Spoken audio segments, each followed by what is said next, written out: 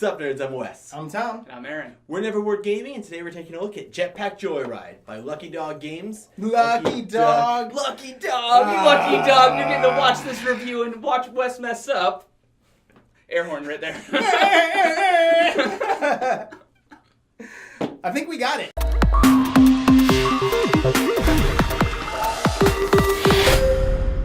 Jetpack Joyride, like a lot of Lucky Ducks games, was originally a mobile app game that they ported over into a tabletop game. And I will say two things. One, I am always kind of blown away by the way that they're able to translate app games into board games so efficiently. Like, it still does really feel like the app. And also, I hate them for making me play these apps again. Like, I downloaded it, like I had it a long time ago, and I deleted it because it was sucking up too much of my time, and now I have it, and I'm like, oh, all I need to do is get 600,000 coins so I can upgrade this thing one more? That's nothing. I can do that. My poops take 60% longer now. They definitely kept that hectic, like, trying to get past things feel by making it all of us playing at the same time and vying for all the same pieces. In the app, you're trying to dodge things, so it's a little harder. It's more like split-second reactions. And this, grabbing pieces from the board, it is kind of like split-second reactions where you're like, I want this piece, but maybe Wes is going for it too, and you're like, okay, there's got to be another one here. And you're like, oh, I don't even need that one. Okay, let me get something else. And it's just or realistically, you're like, I need a 4x2. I need it. Where is it? There's none. Well, it's a real-time game, but it's not a timed game. Yeah. It's just whoever is the first one to get out is what triggers the game end, which is crazy because whenever we, the three of us, play a real-time game, we're always like we're having mini heart attacks. And I actually saw Lucky Duck post from a convention or something where people were playtesting it, and they were like, hey, they're playing Jetpack Joyride. And everybody was so chill. Really? Everybody was like, yeah, okay, wait, so this goes here, and yeah, no, okay, all right, that works. I'm like, how are they doing that? Oh, man. We're like trying to get to the end before somebody else gets to the second space. Yeah, basically. We're like pushing each other off our chairs, like, screw you, I'm getting this piece. Which is true because these pieces are so limited. So yeah, there's 5 different types of movement tiles, and you can rotate them in any direction you want, just making sure that you connect the terminal ends together. Especially when you don't play with a full 4-player account, you have to remove some of the tiles. So you may inadvertently remove all of the really long straight tiles, and it might just be all these little angly ones that aren't working well for you. And you're like, there could just be 2 of these in play, and once somebody gets those, like you said, there's just this resource or this thing that's gone, you can't grab it anymore. And it may sound like it's an easy enough game, like, oh, just take these Tetris-y-looking tiles and lay them out to get and zigzag your way through this kind of maze thing, and maybe you get some coins as you go. But the real thing that makes the game are the mission cards, where it's, how much time can you spend on the very top of it, or how many times can you jump off the floor, or, trying to avoid rockets and all that stuff, which is one of those things that ports over really well from the app, because again, the app would be really boring if it was just avoiding rockets and zappers and getting coins. But the fact they give you missions and goals to go for, and missions that a lot of them are going to try to kill you while you're trying to complete them, like dodging missiles and getting close and stuff. So those kind of things really do help develop the game, not just because, oh, this other thing I have to go for, but because the points on those are so huge that you really have to go for them. It's not just getting out first, but if okay, well, Tom got out first, but I completed all 3 missions, that I might still win that round.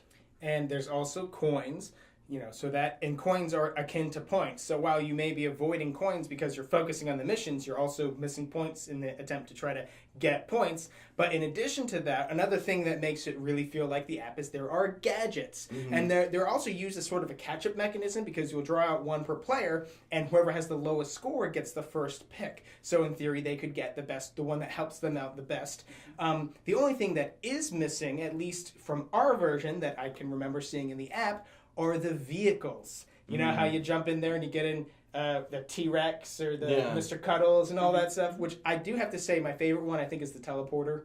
That you just go crazy. Teleporter? Yeah. I think Mr. Cuddles is my favorite just because it's a giant fire-breathing dragon and you can go and light the scientists on fire. I like Prophet Bird. With the gadgets, they aren't necessarily balanced either, which is part of why it's a catch-up mechanism.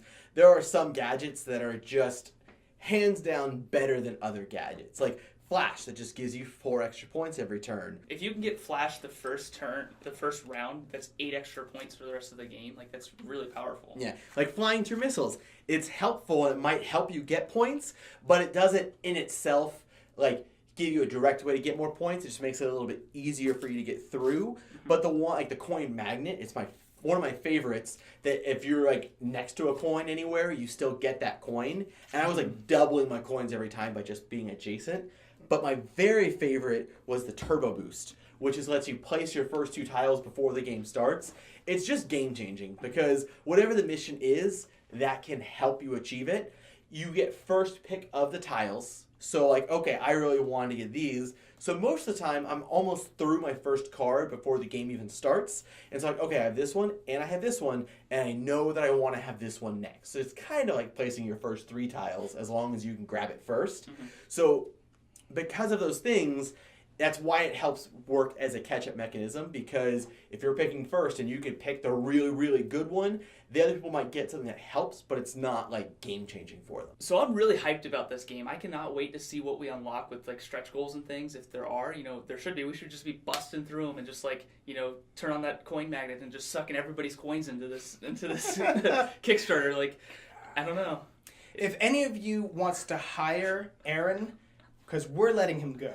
I agree with Aaron. I really can't wait to see what we get here. The prototype was pretty sweet, but I'd love to see a lot more stuff be unlocked. And I'm also kind of blown away by how this is really... The app of this and the app of Zombie Tsunami are really similar. You're just kind of running and jumping and moving around things, but the games that they implemented for them are both so different. This one is a little bit less party than Zombie Tsunami was, but which kind of made sense because Zombie Tsunami, you were getting a lot more zombies and it got more chaotic as things went on. And here, you're just trying to like focus up and do the thing you got to do. And I also feel like this would be good for like younger kids because that spatial awareness is really good because the game's kind of tight.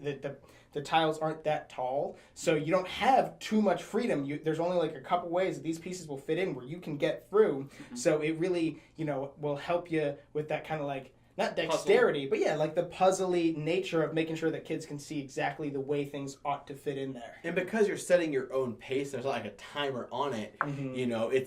You could slow it down with your kids, or you could put a timer on it and say, you have 4 minutes, go, so it's not whoever finishes first, but whoever can make the most efficient route with the tiles that are available. Mm-hmm. Regardless, Jetpack Joyride is one of my favorite just like time burner apps. I've been playing it for like 6+ years. I haven't played it for a while. I got a new phone, didn't put it on a new phone. But regardless, I have a very long-standing relationship with this app. I've known it longer than I've known these guys. So seeing it in board game form, like I was sold on it before I even knew anything about it. And I'm so excited to see how far this game goes in the Kickstarter, which is why I really want you guys to back it. So go ahead and click the link in the description box, click the card that pops up. Wherever you want to click to go to the campaign, just give it all your money.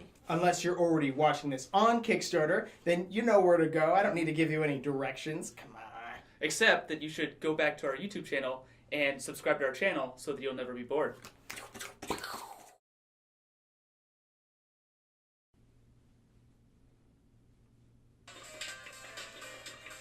guy has green hair? Yeah, always go the green mohawk. I have the Wonder Woman wig. Nice. Go Harmony Scientist, go. No, 4 stars. I have to high-five scientists. Stupid rocket killed all my scientists.